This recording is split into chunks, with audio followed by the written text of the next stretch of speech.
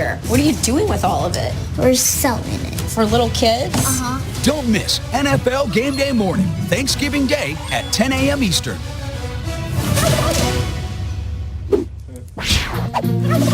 Yes, that was a turkey dabbing, and yes, that is the Brooklyn Bridge legitimate studio. That is not a green screen. This is where Nate and I, it's a section of the studio called the Crow's Nest, and we're going to do a segment that involves point of views. As we're looking at views right here, I spent many years in the press box, thousands of feet above the field. Nate spent many years, 11 actually, on the field in the locker room. Two different sides of the segment we call two-point conversing. I say a statement, Nate says a statement, and we just have at it. Let's start with the first one here. Okay. All right? So many young quarterbacks in the league. And Monday night was a dream for all of them. The statement that I'm making, if I'm building my team around any quarterback under the age of 30 right now, it's Patrick Mahomes. Nate Burleson, agree or disagree? I disagree. You're being a prisoner of the moment. I'm going with Russell Wilson. Okay, under the age of 30. Russell Wilson has done so much in his short time in the league thus far. How old is Russell Wilson's not 35? Oh, no, actually he's 29. He turns 30 on the 29th of this month, so he does fit the mold. But here's the thing. You're looking at Tom Brady. I mean, he's almost 20 years in. Russell Wilson is 6 years in. Can you imagine what he's going to do over the next 5 years, 15 years? I mean, his first couple of seasons, he already did what Pat Mahomes is trying to do. That's where, see, Mahomes in his first, Russell Wilson has not done what Patrick Mahomes is trying to do. Patrick Mahomes is singularly the greatest individual performer in the league right now. In his first year as a starter, he leads the league in passing yards, leads the league in touchdowns. Yeah. Russell Wilson, a great quarterback, likely a Hall of Fame quarterback. Yeah. I'm banking on the future, though. You tell me the next 5 years, if this guy in his first year as starter leads every statistical category and has his team the one seed in the AFC, yeah, I'll bank on that guy. Yeah, you know what? I'll let you count the stats that Pat Mahomes has this season. I'll count the diamonds in Russell Wilson's ring. You remember that second season? Oh, like Pat Mahomes is in his second season. Yeah, Russell Wilson went to the Super Bowl and then went to a back-to-back Super Bowl. And let's talk about recently, because I know you're going to say, well, that was forever ago. How about last season when he accounted for 37 or 38 of his team's touchdowns when they're struggling to run the ball? Previous year to that, 850 yards rushing by his quarterback. You have the first pick in a draft right now of any quarterback under the age of 30, and you're going Russell Wilson. Yes, what we're seeing for Pat Mahomes is glimpses of Russell Wilson, and he doesn't have a Tyreek Hill or Travis Kelce. Listen, you said Patrick Mahomes is once in a generation what he's doing in his first year. And he's playing with a once in a generational skill set of players. You said yesterday on the show, Tyreek Hill might be the most dangerous. Travis Kelce is the best tight end. He has Kareem Hunt, and the list goes on. Russell Wilson isn't working with that host of talent. Can you imagine what Russell Wilson will be doing with Pat Mahomes' team? I would say even better. Yeah, let's get it going. Let's get it going. All right, let's go. Let's turn this thing up. So the Texans, I feel like they don't get enough respect. Now, when it comes to the AFC divisional leaders, when it comes to the AFC divisional leaders, do they get enough respect? I say yes. Do they get enough respect? What do you mean?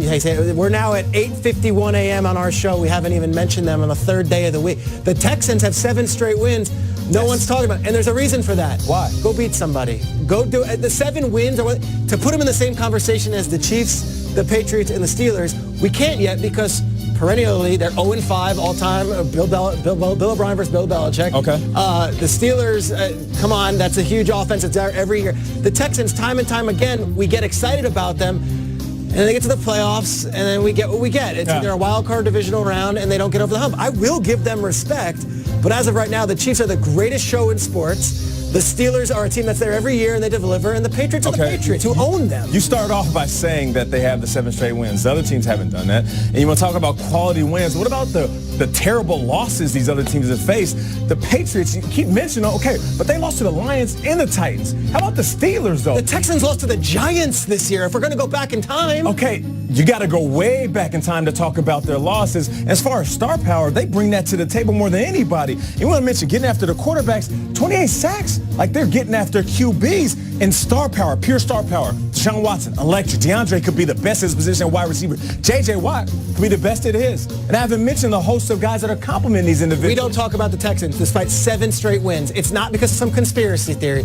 It's the entire media, all of us, everyone on television.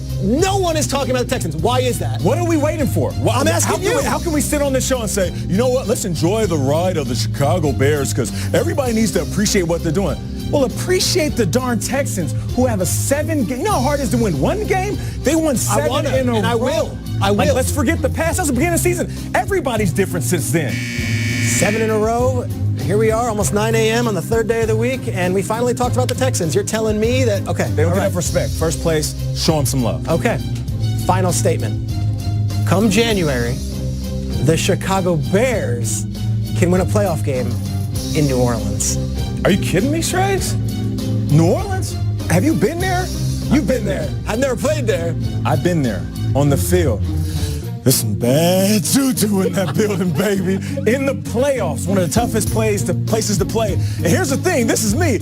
I had 3 pass interferences called against me. On the offensive side of the ball? I don't know what was going on. And here's the thing. I honestly believe we were a better team than the Saints that day and still had to hold that L.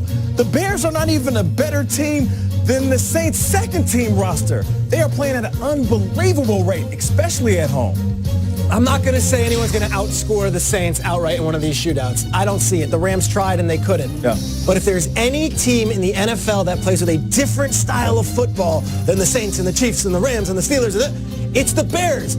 Akeem Hicks, Khalil Mack, Leonard Floyd, they will punch you in the mouth, and that's something that none of these other teams have done yet. And if any team can do it, it's a team that is zigging while the rest of the league is zagging. The Bears are that team. They're defense first. We know that. Yeah, they're going to zig right into a bear trap. Do you understand that under Sean Payton since 2006, the Saints haven't lost a game at home in the playoffs? So you have a team that has only won 2 road games this year, and those teams have a collective